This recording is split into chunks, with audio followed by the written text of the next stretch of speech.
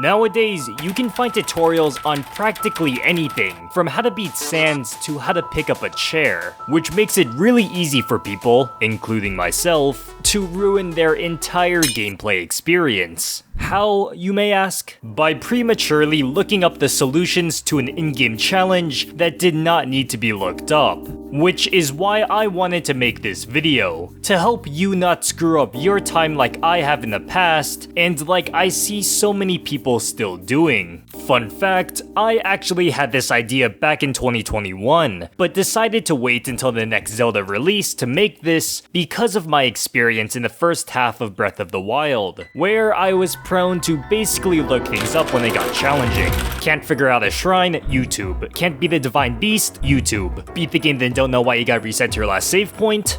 Okay, that one makes sense to look up, but you get the point. At the time, I thought it was okay because I didn't feel like I was hurting my experience. But it wasn't until I stopped looking practically everything up that the game became far more enjoyable. I think figuring out how to beat a puzzle on my own is more rewarding, beating a boss on my own is more accomplishing, and making discoveries on my own is more enjoyable and surprising. Yeah, you could have just looked up where the Master Sword was, or you could have accidentally stumbled upon its location, and after sorting through a challenge, find your reward to be one of the best and most iconic items in the game. Sure, not looking things up makes the game more challenging, but it makes each success far more rewarding. Struggling is part of the gameplay. Removing that aspect of games to make it easier on yourself is only hurting your experience. I not only enjoy the moments more, but I'd say triumphing over a challenge is always more memorable too. And this isn't just Zelda, this extends to practically all games. Instead of getting stuck and then looking up a tutorial to beat it, devising your own strategy makes it far more interesting. Take an older game I've been playing somewhat recently, Slay the Spire. Yeah, I could've just looked up the most optimal deck for an easy run, but instead I went in blind, lost multiple times, but with each run found new cards and tried out different strategies to get further each time. And only through my persistence and testing was I able to lab out a deck strategy that led me to a win. And again, this applies to almost all games. Just from what I've played recently, Risk of Rain 2, I could have just looked up preset builds for my character to make it easier, but it's far more enjoyable to formulate my own builds that work with my playstyle. Pokemon Fire Red, I could have just looked up the best team, or I could say screw it, let's go,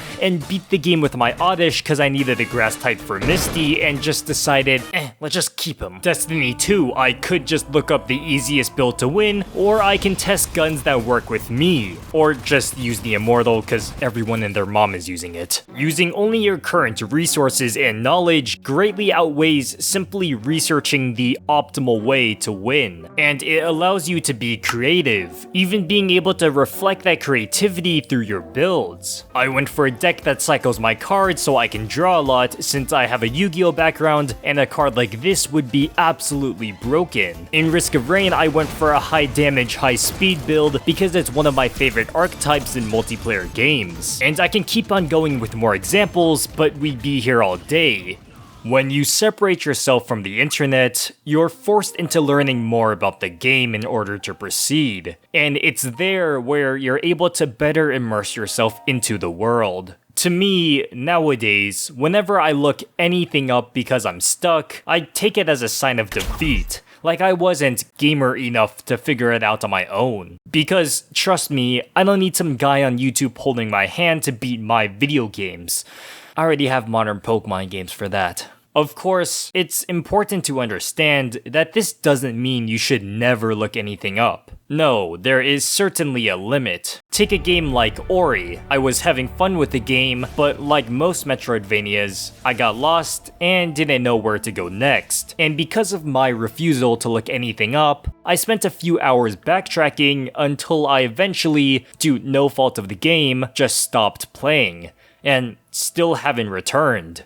which is why I believe there is a line between challenging and frustrating. Challenging is fine, because it makes beating the challenge worthwhile. It improves the gameplay, but frustrating just hurts the overall experience. Only when a game is frustrating am I okay with looking things up, although I still try to limit myself. Celeste, a game I've beaten twice, and in my runs, I only looked something up when I got frustrated. Only happened about 2 times, and I was completely satisfied with my run. I didn't feel like I cheated myself out of the experience, nor did the game feel overly difficult or frustrating, except the heart levels, which were... Dang it, balls, bruh. Stupid kid. Bro.